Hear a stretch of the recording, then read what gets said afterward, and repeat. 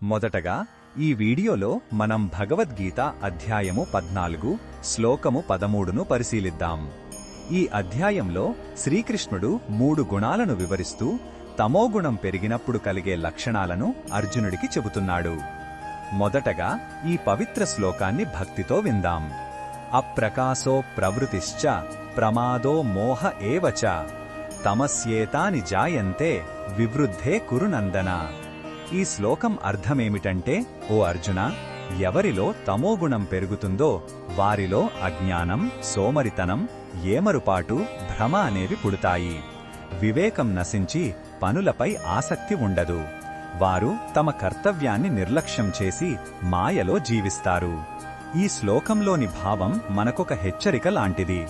తమోగుణం మన చైతన్యాన్ని కప్పివేసే ఒక చీకటి పొర. ఇది మనల్ని నిష్క్రియాపరులుగా, గందరగోళంగా చేసి మన నిజ స్వరూపానికి దూరం చేస్తుంది. ఇది ఆత్మను బంధించే ఒక ప్రమాదకరమైన స్థితి. ఈ బోధనను మన జీవితంలో ఎలా ఉపయోగించుకోవచ్చు అంటే, మనలో బద్ధకం, పనులను వాయిదా వేయడం లేదా మానసిక గందరగోళం కనిపిస్తే అది తమోగుణ ప్రభావమని గుర్తించాలి. వెంటనే చైతన్యవంతంగా ఉండి సాత్వికమైన పనులు చేయడం, మంచి విషయాలు వినడం ద్వారా ఈ స్థితి నుండి బయటపడటానికి ప్రయత్నించాలి.